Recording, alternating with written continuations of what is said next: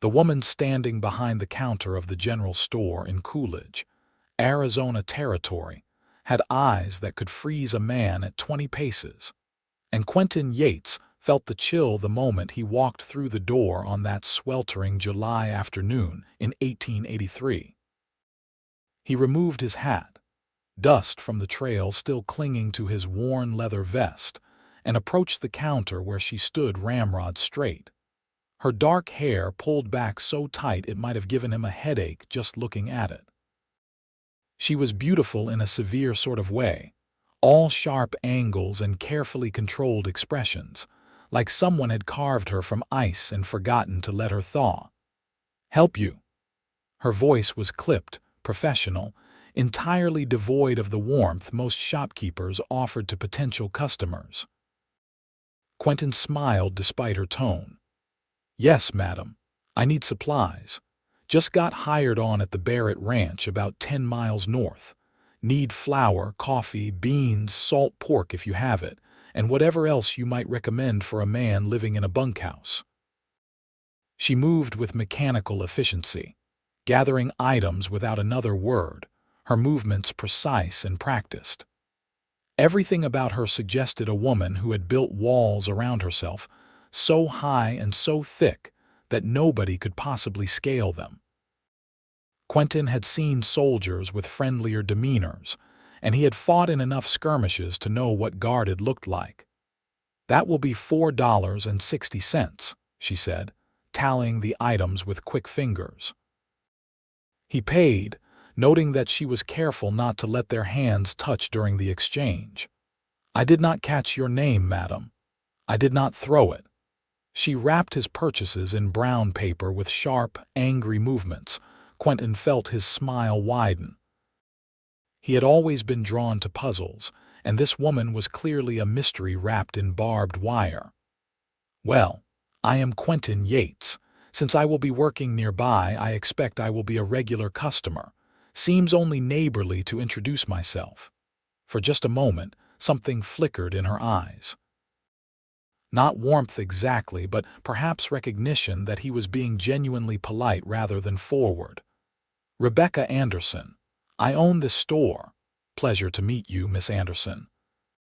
He tipped his hat and gathered his supplies, noting the lack of a wedding ring, but also the distinct absence of any invitation to continue the conversation. Over the next few weeks, Quentin found reasons to visit the general store more often than strictly necessary. The coffee might have been perfectly adequate, but he claimed it was too coarse and needed a finer grind. The flour was fine, but perhaps she had a different variety. Each time, Rebecca served him with the same cool efficiency, never offering more than the minimum required for a transaction. The other ranch hands thought he was crazy. "That woman is cold as a December morning," said old Pete, the grizzled foreman who had worked at Barrett's spread for 20 years. "Her husband died about 3 years back. Pneumonia took him quick. Since then, she has been like talking to a fence post." Pretty fence post, mind you, but about as welcoming. "She was not exactly warm before that either," added Tommy, a younger hand who had grown up in Coolidge. "My ma says Rebecca came here about 8 years ago with her new husband, Daniel. He was friendly enough, but she always kept to herself. After he passed, she just got harder. Runs that store like clockwork, never cheats nobody, but Lord, she does not want anything to do with people beyond selling them goods." Quentin listened, but did not share their conclusion. He had spent enough time watching people to recognize the difference between someone naturally cold and someone protecting themselves. Rebecca Anderson was not ice. She was a woman who had learned that keeping people at a distance was safer than letting them close. One afternoon in late August, he entered the store to find it empty except for Rebecca, who was stocking shelves with canned goods. The afternoon sun slanted through the windows, catching the dust motes in the air and softening everything with golden light. For once her expression seemed less guarded, her movements less rigid. "Afternoon, Miss Anderson. She turned, and he saw her shoulders stiffen automatically, the walls slamming back into place. "Mr. Yates, what can I get for you today? Actually, I was hoping you might have some advice." He approached the counter, keeping his posture relaxed and non-threatening. "The boys at the ranch are complaining about my cooking. I can handle beans and bacon well enough, but I was thinking I might try making something more interesting. You strike me as someone who knows her way around a kitchen." Rebecca paused, clearly suspicious of the request. "Why would you think that? The way you stock your shelves. You keep the baking supplies together, organized by use. Most shopkeepers just put things wherever they fit. You understand how ingredients work together." Something shifted in her expression. Not quite a smile, but a slight softening around her eyes. "I have a recipe for a decent beef stew that even a cowboy could manage. It requires more than just throwing everything in a pot. I am willing to learn." She hesitated, and Quentin held his breath, sensing this was a test. If he pushed too hard, she would retreat. If he played it right, she might open the door just a crack. "I could write it down for you," she said finally. "I would appreciate that more than you know." Rebecca pulled out a piece of paper and began writing in a neat, careful hand. As she wrote, she talked him through the steps, and Quentin realized this was the most she had ever spoken to him at once. Her voice lost some of its harsh edge when she discussed cooking, as if this was a safe topic, something that did not require her to guard herself quite so carefully. "The key is to brown the meat first," she explained. "Most people just boil everything together, but if you take the time to get a good sear on the beef, it adds flavor to the whole dish." "Makes sense." Quentin leaned against the counter, careful to maintain a respectful distance. "Where did you learn to cook like this?" The walls came back up instantly. Her hand stilled on the paper and her jaw tightened. "My mother taught me. She must have been a fine cook." "She was." Rebecca finished writing and thrust the paper toward him. "That will be 5 cents for the paper and my time." He did not argue, just paid and took the recipe, noting that her hand trembled slightly as she made change. "Thank you, Miss Anderson. I truly do appreciate it." That night, he made the stew exactly as she had instructed, and the ranch hands declared it the best meal they had eaten since leaving their mother's kitchens. Quentin saved some in a jar and brought it back to the store the next day. "I wanted you to taste it," he said, setting the jar on the counter, "to make sure I followed your instructions properly."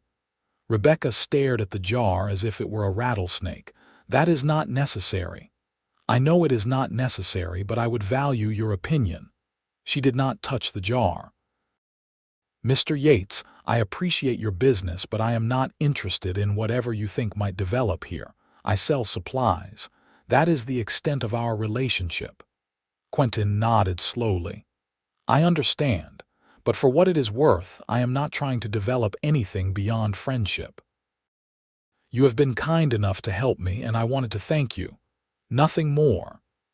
He left the jar on the counter and walked out, not looking back to see if she kept it.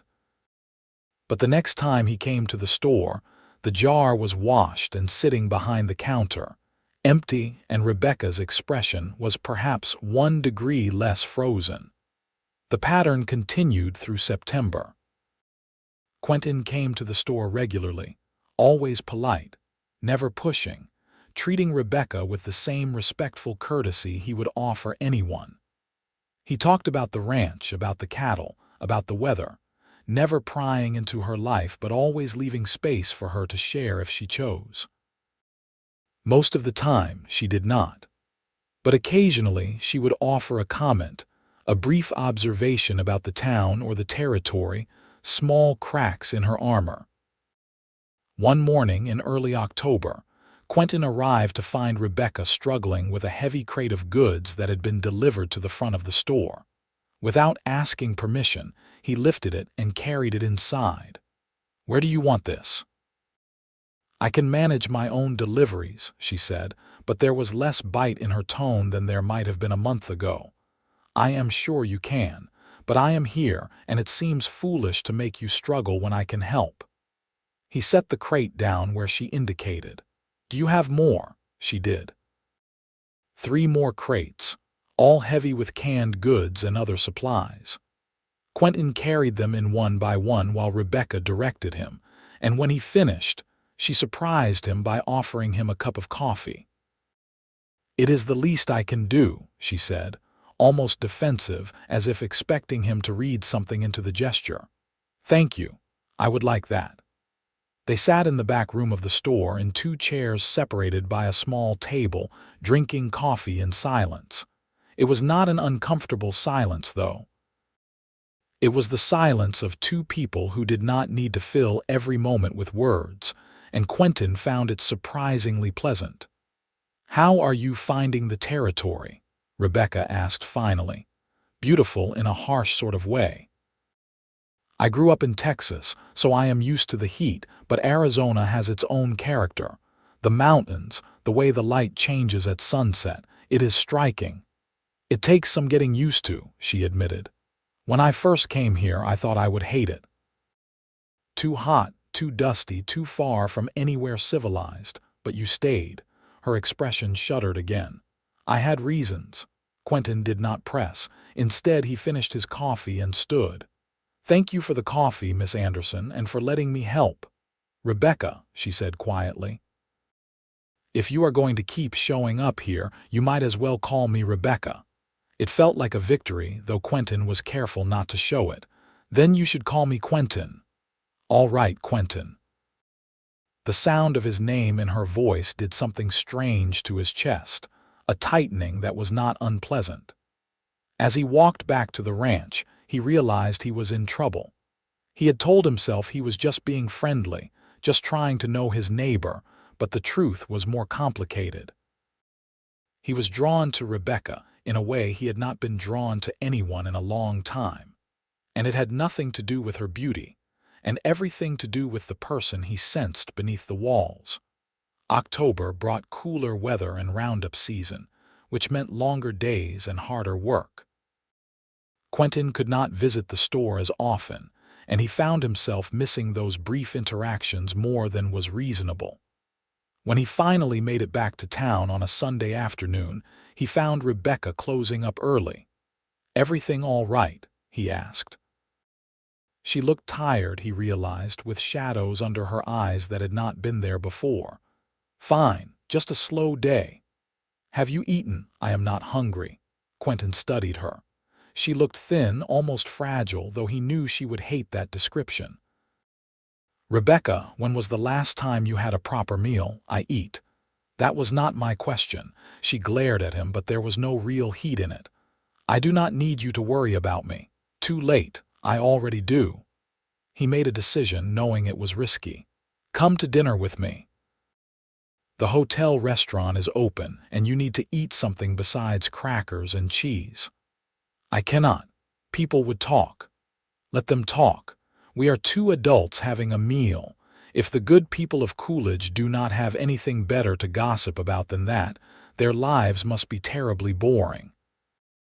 For a long moment, Rebecca just looked at him, and Quentin could see the war playing out behind her eyes.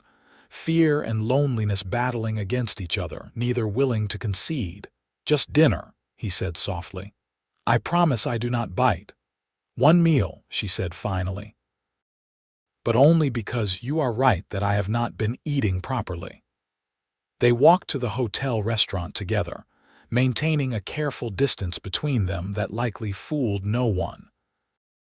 Coolidge was a small town, and Quentin could already feel eyes watching them, could practically hear tongues beginning to wag. Rebecca held her head high, her expression daring anyone to comment, and he admired her for it. The meal was simple, steak and potatoes with vegetables, but Rebecca ate with genuine hunger, and Quentin felt satisfied just watching her take care of herself. They talked about inconsequential things. The upcoming territorial fair, the new family that had moved into town, the probability of rain.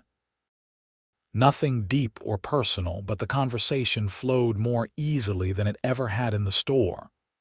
"Why did you move here?" Rebecca asked as they finished eating. "To Coolidge, I mean. You said you are from Texas. What brought you to Arizona territory?" Quentin considered his answer. "I was looking for a fresh start. I had some bad years after the war, lost my family's ranch to debt, and spent too long drifting from place to place. I heard Barrett was hiring good hands and I needed to settle somewhere. This seemed as good a place as any. And now that you are here, I like it more than I expected. The work is good, the people are decent, and the landscape grows on you." He wanted to add, "and I met you," but that felt too forward, too much pressure on this fragile connection they were building. Rebecca nodded slowly. "I understand about fresh starts. Sometimes you need to go somewhere nobody knows you, somewhere you can be whoever you want without people making assumptions based on your past. Is that why you keep everyone at a distance? To protect your fresh start?" She stiffened, and Quentin thought he had pushed too far. But then she surprised him. "I keep people at a distance because it is safer. When you let people close, they can hurt you, and when they do, the pain is worse than anything physical." "I am not going to hurt you, Rebecca. You cannot promise that. Nobody can." He wanted to argue, to insist that he was different, that he would never do whatever had been done to her. But the truth was, she was right. He could not make that promise. Life was unpredictable, and people hurt each other even when they did not mean to. "You are right," he said instead. "I cannot promise I will never hurt you, but I can promise that I will never hurt you intentionally, and I can promise that I will always be honest with you. Is that enough?" Rebecca looked at him for a long moment, her dark eyes searching his face as if trying to determine whether he was telling the truth.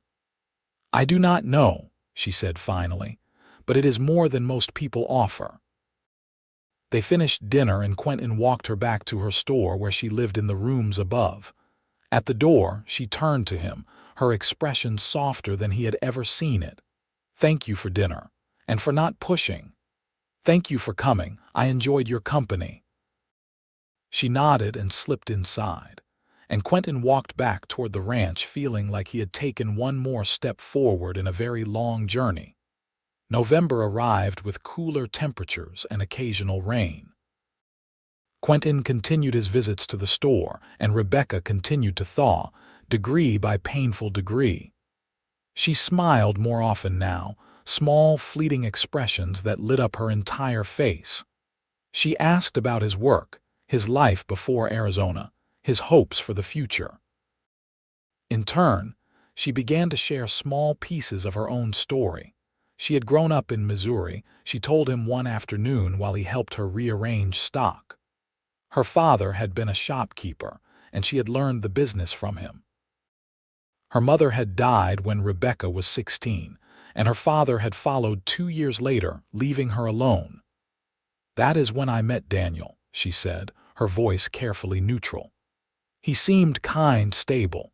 He wanted to move west and start fresh, and I had nothing holding me in Missouri. So I married him and came here." "Were you happy?" Quentin asked carefully. Rebecca was quiet for a long time. "I thought I was. Daniel was not a bad man, not really. But he was not who I thought he was either. He drank more than he should have, gambled more than we could afford. He would be sweet and attentive one day, angry and cold the next. I never knew which man I would wake up to. Did he hurt you? Not physically. But there are other ways to hurt someone. Words can wound just as deeply as fists. By the time he died, I had learned to protect myself by not feeling anything at all. It was easier that way." Quentin set down the box he was holding and moved closer, not touching her but near enough that she could feel his presence. "You do not have to live like that anymore. He is gone. But the habits remain. The walls I built to survive my marriage, I cannot seem to take them down. I do not know if I even want to. They keep me safe. They also keep you lonely. She met his eyes, and in hers he saw such deep pain that it took his breath away. Lonely is better than destroyed. He wanted to pull her into his arms, to hold her and promise that everything would be all right, but he knew she was not ready for that. So instead he just said, "I am here. Whenever you need a friend, I am here. No expectations, no pressure, just friendship." "Why?" The word came out raw, almost broken. "Why do you keep coming back? Why do you care?" "Because I see you, Rebecca. Not the walls, not the ice queen everyone else sees. I see the woman underneath, the one who is kind and strong and scared. And I think that woman deserves to have someone in her life who sees her worth." Tears welled in her eyes, but she blinked them back furiously. "I am not worth all this effort. Let me be the judge of that," she laughed, a wet sound that was half sob. "You are either very patient or very foolish." "Probably both." That earned him a genuine smile, and Quentin felt something in his chest settle into place, like a key turning in a lock he had not known was there. The weeks that followed were the happiest Quentin had been in years. He and Rebecca fell into a comfortable rhythm. He would visit the store several times a week, helping with heavy lifting, keeping her company during slow periods, just being present. They talked about everything and nothing. He learned that she loved to raid, that she had a sweet tooth for peppermint candy, that she sang when she thought no one could hear her. She learned that he had wanted to be a teacher before the war, that he missed having a place of his own, that he was secretly afraid of spiders. The people of Coolidge watched their growing friendship with interest. Some were happy to see Rebecca opening up, finally letting someone past her defenses. Others were more cynical, predicting that the cowboy would break her heart and move on. Quentin ignored them all, focused only on Rebecca, and the slow, careful work of showing her that not everyone would hurt her. In December, a traveling theater company came through Coolidge, putting on a performance of a popular melodrama at the town hall. Quentin bought 2 tickets and invited Rebecca, half expecting her to refuse. Instead, she accepted with a shy smile that made his heart skip. The night of the performance, he arrived at her store wearing his best shirt, his hair slicked back, his boots polished. Rebecca came down wearing a dark blue dress he had never seen before, her hair loose around her shoulders instead of pulled back in its usual severe style. She looked beautiful, and Quentin told her so, delighting in the blush that colored her cheeks.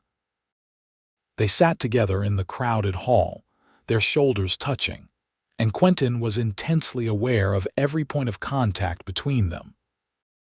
The play was overly dramatic and somewhat ridiculous, but Rebecca laughed at the funny parts and gasped at the dramatic moments, and Quentin found himself watching her more than the stage. At one particularly tense moment in the play, she reached over and grabbed his hand without seeming to realize what she was doing. Her fingers were small and cold, and Quentin closed his hand around hers gently, offering warmth and reassurance. She did not pull away. After the performance, they walked back through the cool December night, still holding hands. It felt monumental, this small physical connection, and Quentin was afraid to speak for fear of breaking the spell.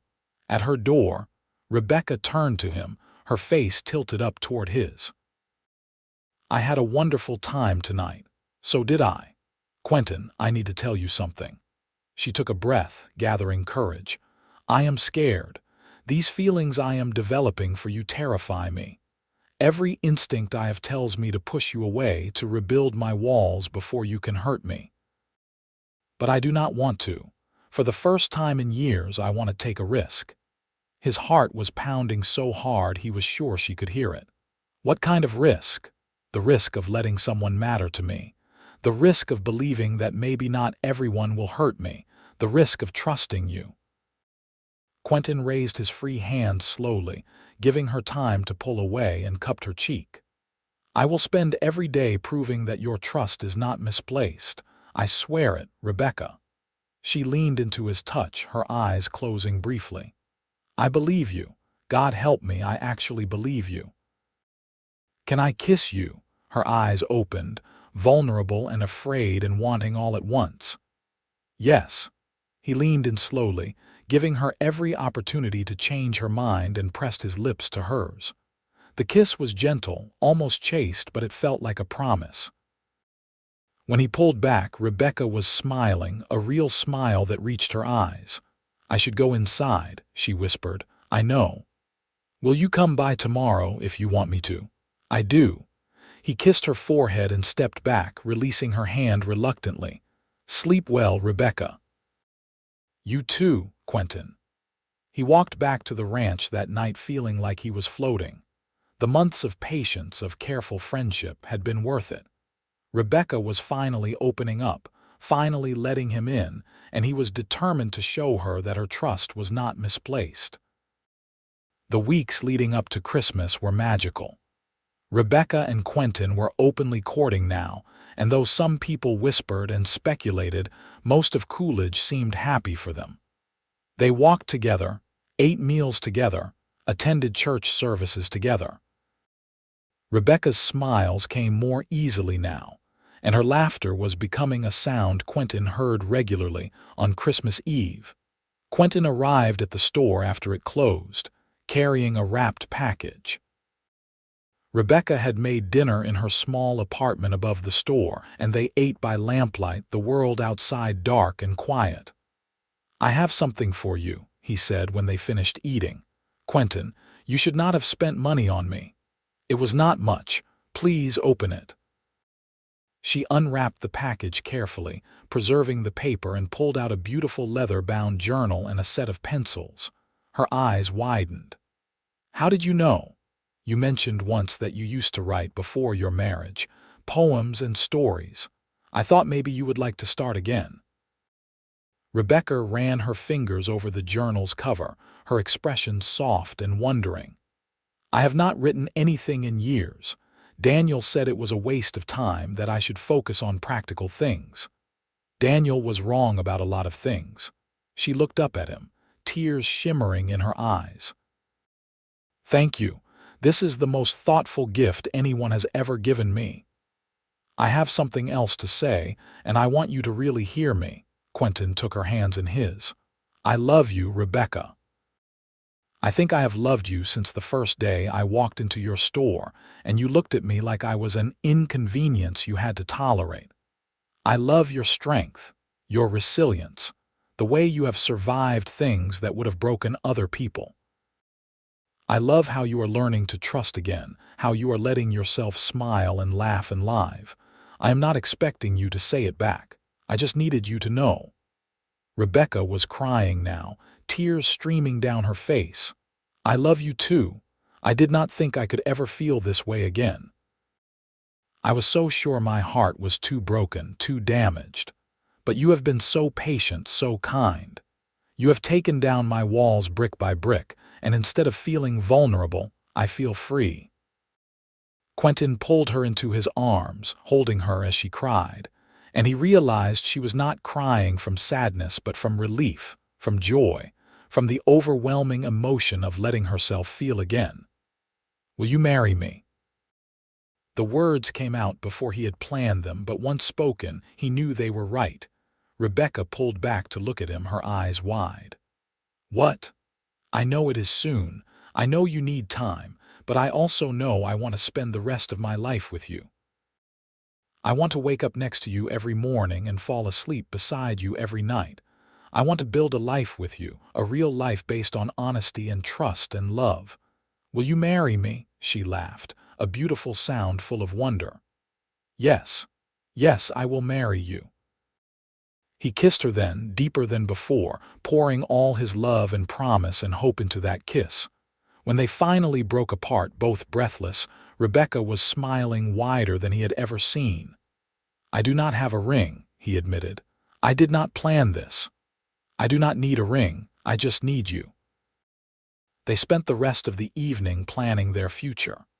Quentin would continue working at the Barrett Ranch and save money for a place of their own. Rebecca would keep running the store. They would marry in the spring, after Quentin had time to build a proper house for them on a piece of land he had been eyeing near the ranch. January and February passed in a blur of activity. Quentin spent every spare moment working on their house, a modest but sturdy structure with 2 bedrooms and a wide front porch.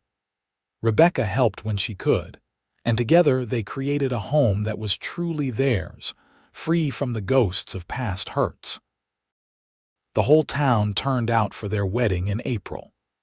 It was a simple ceremony at the church, with Rebecca wearing a new dress she had sewn herself and Quentin in his best suit. When the preacher pronounced them husband and wife, and Quentin kissed his bride, the assembled crowd erupted in applause and cheers. The reception was held at the town hall, with food and dancing and genuine happiness. Old Pete gave a toast that made everyone laugh, and even some of the women who had been skeptical of Quentin's intentions admitted that he had proven himself. But the best moment came later that night, when Quentin carried Rebecca over the threshold of their new home. She looked around at the rooms they had built together, at the furniture they had carefully selected, at the life they were starting, and she smiled. "I am home," she said softly. "For the first time since I left Missouri, I am actually home." "We are home," Quentin corrected, pulling her close. Together. Their first year of marriage was not without challenges. They had to learn each other's habits, navigate disagreements, figure out how to merge 2 independent lives into one partnership. But they approached every challenge with honesty and patience, talking through problems instead of letting them fester. Rebecca continued to run the store, but with Quentin's support. She hired help, so she was not working herself to exhaustion. She started writing again, filling the journal he had given her with poems and stories. Some of them were about her past, working through old pain, but most were about her present, celebrating the joy she had found. Quentin thrived at the ranch, proving himself such a capable hand that Barrett promoted him to foreman when old Pete retired. The increased pay allowed them to buy the land their house sat on and start building up their own small herd of cattle. In the evenings, they would sit on their porch and watch the sun set over the Arizona desert, and Quentin would think about how far they had both come. Rebecca was nothing like the cold, guarded woman he had first met. She was warm and open, quick to laugh and generous with her affection. She had friends now, women she met with for quilting bees and church socials. She sang while she cooked and hummed while she worked in the garden they had planted together. One night in late autumn, almost 2 years after they first met, Rebecca took Quentin's hand and placed it on her stomach. "We are going to have a baby." Quentin felt his eyes fill with tears. "Truly," the doctor confirmed it today, "I am about 3 months along. We will have a child in the spring."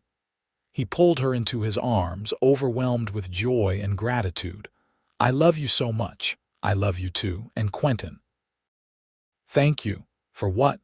For not giving up on me, for seeing past the walls, for being patient enough to help me heal. You gave me my life back. You did the hard work. I just walked beside you." She shook her head. "No, you did more than that. You showed me what real love looks like. Not control or possession or the need to change someone. Just acceptance and support and genuine care. You taught me that I was worth loving, that my heart was not too broken to feel again. Your heart was never broken. It was just protected. And now it does not need protection anymore because I am here, and I am not going anywhere." Their son was born the following April on a bright spring morning. They named him Thomas, after Quentin's father, and he had his mother's dark eyes and his father's strong features. Rebecca proved to be a natural mother, loving and attentive but not smothering, finding joy in every milestone. Quentin watched his wife blossom into motherhood and marveled at the transformation. This was the woman who had been hiding behind walls of ice and anger, who had convinced herself she was better off alone. Now, she sang lullabies and laughed at their son's attempts to grab everything he saw, and she radiated a happiness that seemed to light up every room she entered. When Thomas was 2, they welcomed a daughter they named Grace. She was tiny and fierce from the moment she was born, screaming her displeasure at being removed from the comfort of the womb. Rebecca laughed through her exhaustion, declaring that their daughter had inherited her father's stubbornness. The years passed in a pleasant rhythm of work and family and love. The store continued to thrive, and Quentin's position at the Barrett Ranch provided steady income. They added rooms to their house as their family grew, creating space for Thomas and Grace to run and play.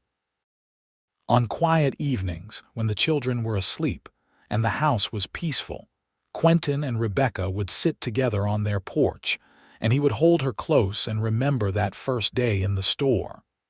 You ever think about how different things could have been? Rebecca asked one such evening, her head resting on his shoulder. Different how? If you had given up. If you had decided I was not worth the effort. If you had been like everyone else who took my coldness at face value and moved on. I never considered giving up. From the moment I met you, I knew you were worth knowing.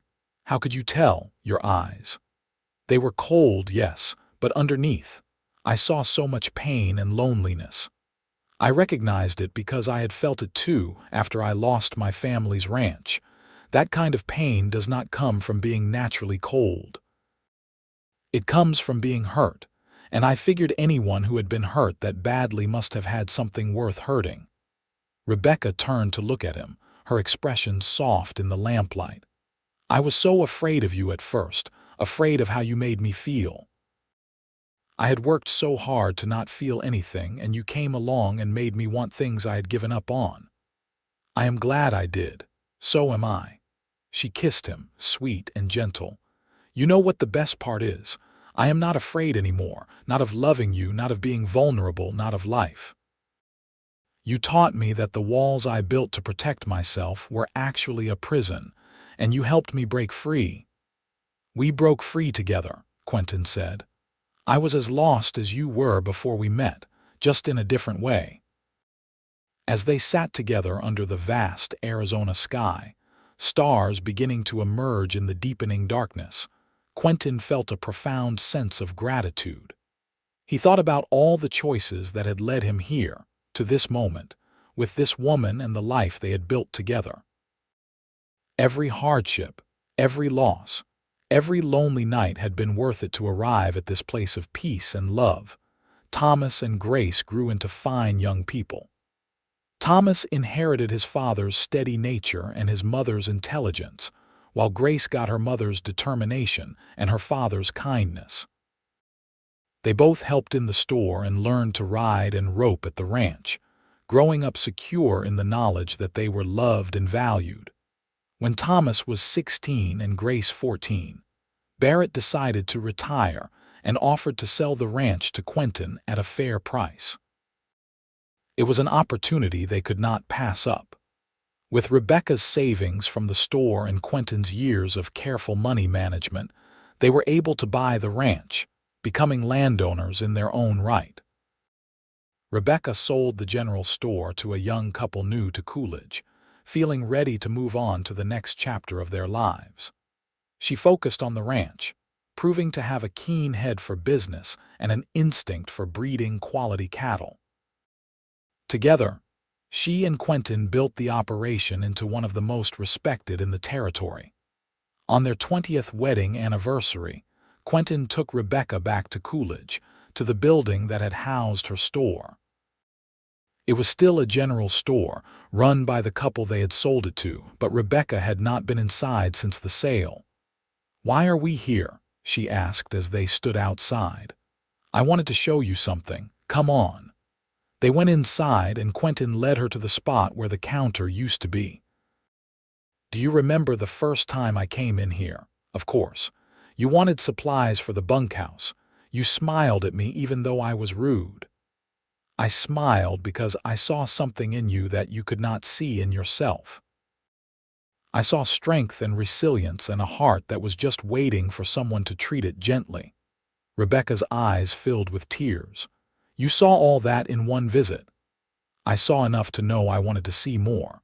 Standing right here in this exact spot, I made a decision that changed my life. I decided that you were worth the effort, worth the patience, worth whatever time it took to help you trust again. Best decision you ever made. Best decision we ever made. Because you made one too. You decided to let me in. You decided to take down your walls and risk being hurt again. That took more courage than anything I did. Rebecca wrapped her arms around him, holding tight. We have had a good life, have we not? The best life. Better than I ever dreamed possible. They walked back to the ranch hand in hand, talking about their children, their grandchildren yet to come, the future they would continue to build together. The walls Rebecca had built all those years ago were long gone, replaced by a life full of love and connection and joy. That evening, as they prepared for bed, Quentin watched Rebecca brush her hair, still long and dark though now threaded with silver. She caught him looking and raised an eyebrow. What are you staring at? Just thinking about how beautiful you are, how lucky I am. After 20 years, you still say things like that. After 20 years, I still mean them. She came to him, and he pulled her close, breathing in the familiar scent of her, feeling the familiar comfort of her body against his. I love you, Rebecca Yates. I love you too, Quentin Yates. Thank you for being patient with me. Thank you for seeing me when I could not see myself. Thank you for gently taking down the walls I built and showing me what life could be like without them. Thank you for letting me. Thank you for being brave enough to try again. Thank you for building this life with me. They held each other in the lamplight. Two people who had found each other when they both needed saving, who had learned that love did not have to hurt, that vulnerability was not weakness, that the walls we build to protect ourselves can become prisons if we are not careful. Years continued to pass, bringing with them the normal joys and sorrows of life. Thomas married a rancher's daughter from a neighboring spread, and they gave Quentin and Rebecca 3 grandchildren. Grace became a teacher, fulfilling the dream her father had once held for himself, and she married a doctor who had come to Coolidge to start a practice. Through it all, Quentin and Rebecca remained devoted to each other. They worked side by side on the ranch, making decisions together, supporting each other through challenges, celebrating successes together. Their love had matured from the passionate intensity of early romance into something deeper and more enduring, a partnership built on mutual respect and genuine friendship. On Rebecca's 55th birthday, Quentin surprised her with a trip to Missouri, back to the town where she had grown up. She had not returned since leaving with Daniel all those years ago, too painful to revisit her past. But now, with Quentin beside her and a lifetime of happiness behind her, she felt ready. They visited her parents' graves, and Rebecca placed flowers and told them about her life, about her children and grandchildren, about the love she had found and the happiness she had built. She wept, but they were healing tears, the kind that came from finally making peace with old pain. Thank you for bringing me here, she told Quentin that night in their hotel room. I needed to come back to close that circle, to show my younger self that everything turned out all right in the end. More than all right, Quentin said. Wonderful. Yes, wonderful. She leaned against him, comfortable and content. When I was young, living in this town, I used to dream about what my life would be like. I imagined adventure and romance and happiness. Then reality set in, and I learned that life was not like the stories. I married a man I did not really know, and I learned to survive instead of live. But you did survive, and then you learned to live again. Because of you, You gave me back the ability to dream, to hope, to believe in happy endings." They spent a few more days in Missouri, visiting the places of Rebecca's childhood, and then they returned home to Arizona, to the ranch and the family and the life they had built. Rebecca felt lighter somehow, as if confronting her past had freed her from the last lingering shadows. Thomas took over more of the ranch operations as Quentin and Rebecca grew older, allowing them to slow down and enjoy their grandchildren. They spent long afternoons on their porch, watching the desert sun paint the sky in shades of orange and pink, holding hands and enjoying the peace they had earned. "You have any regrets?" Rebecca asked one evening when they were both in their late 60s. Quentin thought about it. "Not a single one." "Well, maybe I regret not kissing you sooner, but that is about it," Rebecca laughed. "I am glad you waited. I was not ready before then. You let me come to you in my own time, and that made all the difference. What about you? Any regrets?" "Only that I wasted so many years behind those walls. But even that is not really a regret because it led me to you. If I had not been so guarded, I might have settled for someone else before you came along. The universe has a way of working things out." The universe and a stubborn cowboy who would not take no for an answer. The gentlest stubborn cowboy in existence. You never forced, never demanded. You just kept showing up, kept being kind, kept proving that not everyone would hurt me. That patience saved me. Quentin squeezed her hand. "We saved each other." They continued to sit as darkness fell, surrounded by the sounds of their ranch, the life they had built, the family they had created.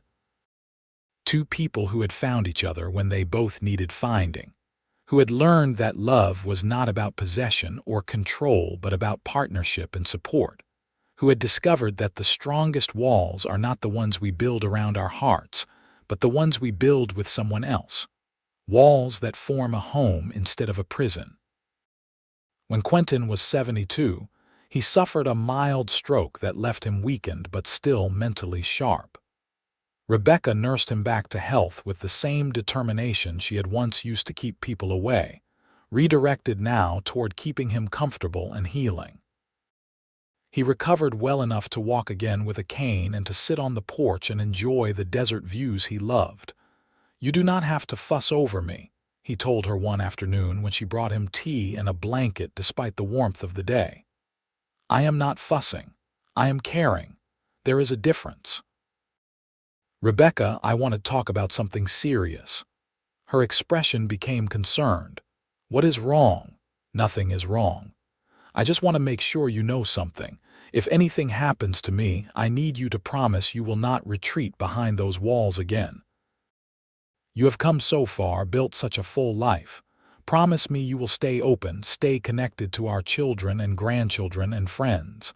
Tears filled her eyes. "Nothing is going to happen to you. You are too stubborn." "I am serious. I know how easy it would be for you to fall back into old patterns if you were scared or grieving, but you are stronger than that now. You do not need walls anymore." "I do not need walls because I have you." "No, you do not need walls because you learned to live without them."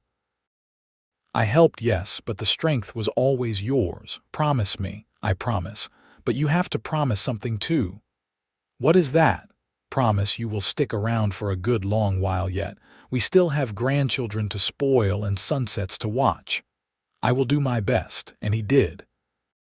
Quentin lived another 8 years, long enough to see Thomas's children grown and starting families of their own, long enough to walk Grace down the aisle when she renewed her vows with her husband on their 25th anniversary, long enough to know that the life he and Rebecca had built would continue long after they were gone.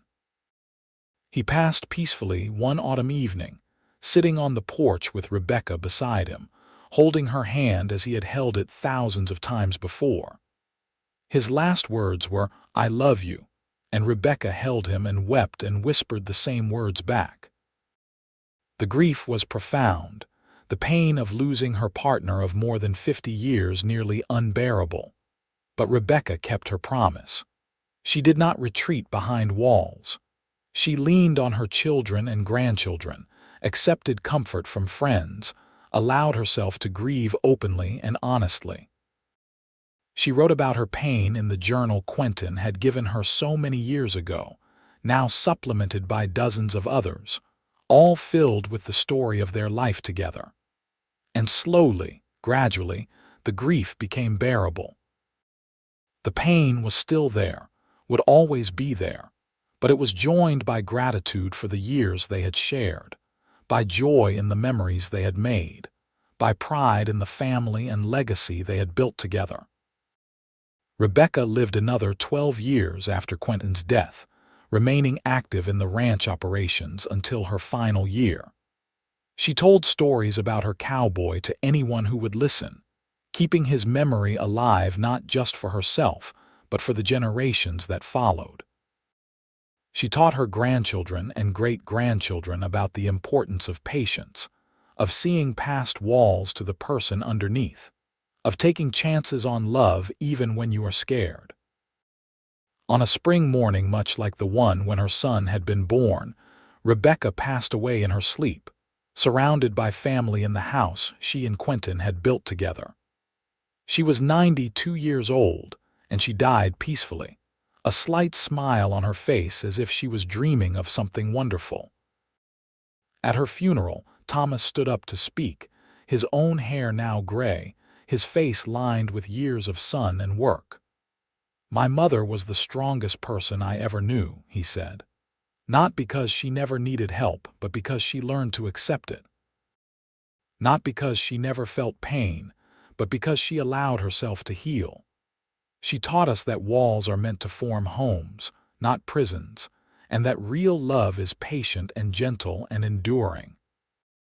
He talked about how his parents had loved each other, how his father had patiently helped his mother learn to trust again, how his mother had been brave enough to take that risk. He talked about the life they had built, the family they had raised, the love that had sustained them through everything.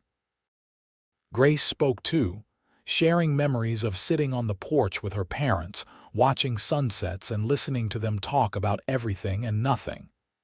"They were best friends," she said through tears, "partners in the truest sense. My father saw my mother when she could not see herself, and my mother gave my father a home when he had been drifting. They saved each other, and in doing so, they created a family built on love and respect and genuine care." Rebecca was buried next to Quentin on a hill overlooking the ranch they had built together. The marker was simple, just their names and dates, and a single line that Rebecca had chosen years earlier when they had made their final arrangements together. Together in life, together forever. The ranch continued under Thomas's management, and then his children's, becoming a legacy that stretched across generations. The story of Rebecca and Quentin became family legend, told and retold to children and grandchildren, a reminder that love does not always arrive easily or perfectly, but when it arrives with patience and gentleness, it can transform everything. Years later, one of Rebecca's great-granddaughters, a young woman struggling with her own fears and walls, visited the graves on the hill. She had heard the stories her whole life, but had never quite understood them until now, until she found herself afraid to trust, afraid to love, afraid to be vulnerable. Standing there looking at the markers, she thought about her great-grandmother, about the walls she had built and the cowboy who had gently helped her take them down. She thought about how fear can protect us but also imprison us, how trust requires courage, how love demands vulnerability. And she made a decision, right there on that hill, to take her own risk, to let down her own walls, to give love a chance even though she was scared. Because if her great-grandmother could do it, after everything she had been through, then maybe she could too. The wind whispered through the desert grass, carrying with it the scent of sage and dust, and something that might have been approval. Somewhere, perhaps, Rebecca and Quentin were together still, watching their legacy continue, satisfied that the lessons they had learned and the love they had shared would echo forward through time, helping guide others who struggled with their own walls. Love, they had proven, was worth the risk. Trust, though difficult, was possible. And walls, no matter how high or how thick, could be taken down brick by someone who cared enough to try. That was their legacy, their gift to the generations that followed. Not money or land or possessions, though they left those too, but something far more valuable. The knowledge that broken hearts could heal, that walls built for protection could be transformed into foundations for something better, and that sometimes the greatest love stories are not the ones that happen quickly or easily, but the ones that require patience, gentleness, and the courage to try again. In Coolidge, Arizona territory, where the desert stretched endlessly under an impossibly blue sky, where the sunset painted the mountains in shades of fire and gold, where the wind carried stories of the past forward into the future, two people had found each other and built something beautiful. And that beauty, that love, that partnership, continued to inspire and guide long after they were gone. Proof that some stories never really end but instead become part of something larger, something eternal, something that transcends the limits of a single life and becomes instead a truth that echoes across time. Rebecca had lived behind walls she built for protection.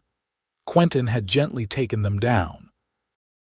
And together, they had created a love story for the ages, simple and profound, difficult and beautiful, a testament to the power of patience, the importance of trust, and the transformative nature of genuine love.